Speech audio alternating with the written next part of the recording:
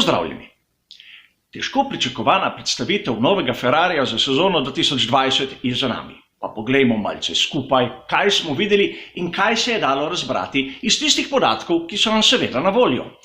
Prva zadeva je seveda ta, da tisto, kar so nam mnogi dobro obveščeni, a nikoli imenovani viri prodajali kot novi Ferrari, se na koncu, kot ponavadi, pokazalo za napačno smer.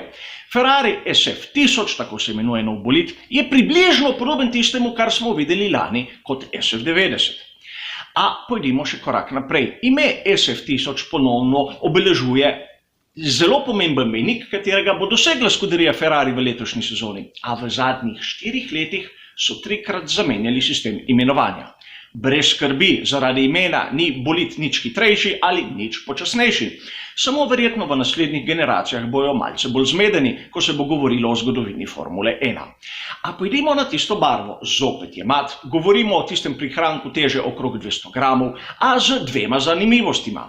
Letos so tudi napisi pokroviteljev v mat odtenku, lani so bili še bleščeči, in druga zadeva je okrog številke 5 na nosu tistega Ferrarija, ki so ga predstavili v Reggio Emilii.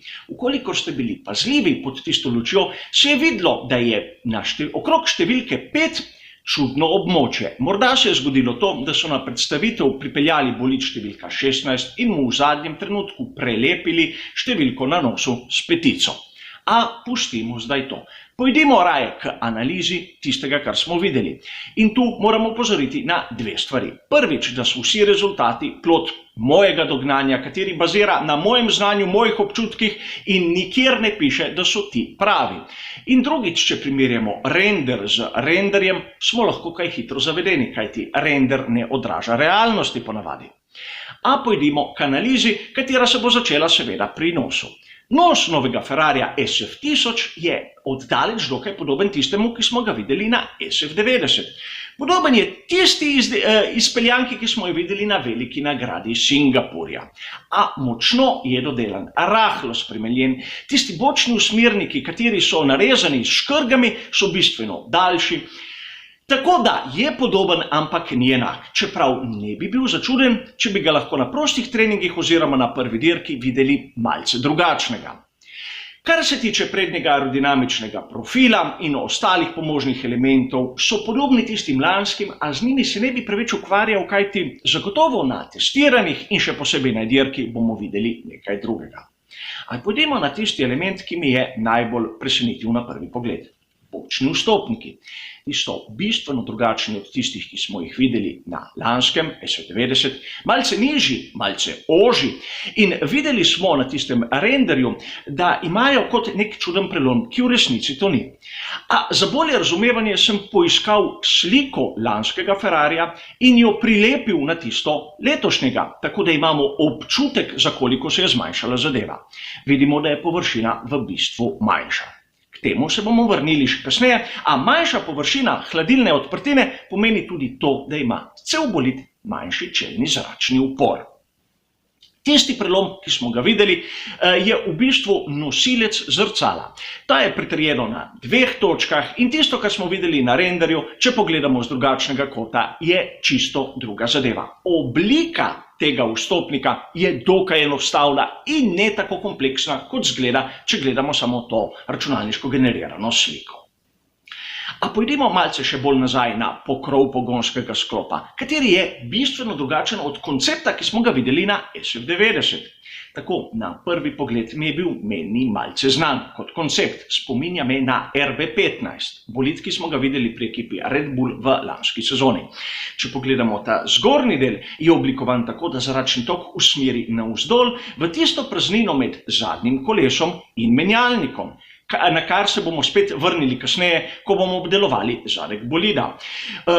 Ta dodelan zadnji del je tudi nekako izstopajoč zaradi tega, ker so vse površine bistveno zmanjšane. Vidimo ogromno površino ravnega dna, katera je odkrita, to se pravi, ogromno so vložili v miniaturizacijo. Kar se vidi tudi na tisti hrbtni plavuti na vrhu pokrova pogonskega sklopa. Ta je, če primerjam spet z bolidom RB15, bistveno večja. Zakaj je lahko večja? Ker je vse pod njo manjše. Poenostavljeno povedano.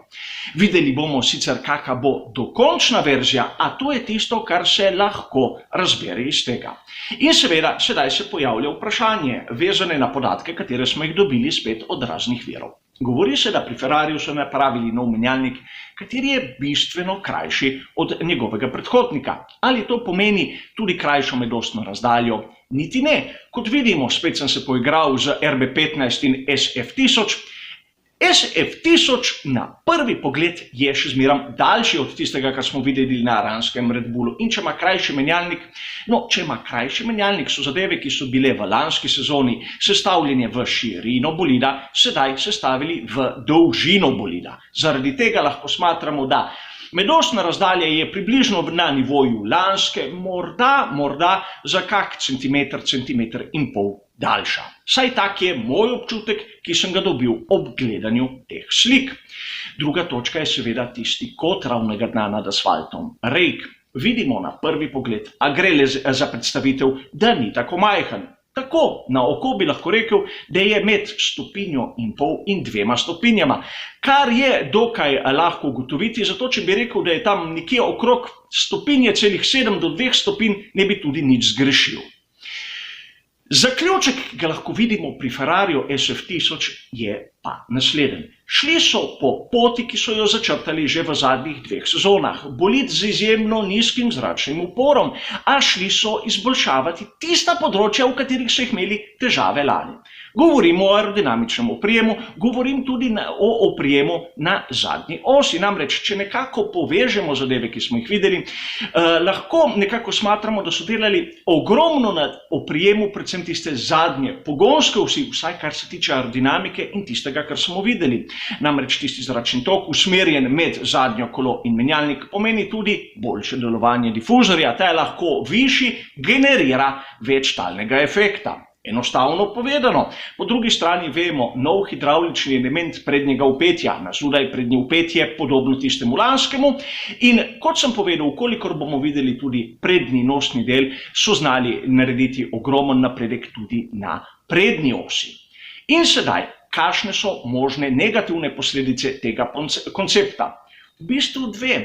Prvič, hlajenje in s tem povezana zanesljivost samega bolida. A to bomo videli na prvih testiranjih. In druga, če primerjam spet SF1000 z aerodinamičnim konceptom na RB15, lahko pridemo do zaključka, da je bil izjemno zahteven bolid. Primerjamo samo, kako ga je vozil Max Verstappen ter Gasly in Albon. Videli smo, da oba mlajša voznika se nista znala prilagoditi temu bolidu. In ukolikor stvari ne bodo do potankosti uravnotežene, znata imeti tudi Vettel ali Leclerc, morda lahko težave spraviti ta bolid do tistih skrajnih meja. A to bomo videli na progi, to so moji občutki in videli bomo že na prostih treningih oziroma testiranjih, kaj bo pokazala proga. Toliko za zdaj, hvala za vašo pozornost in seveda nasvidenje.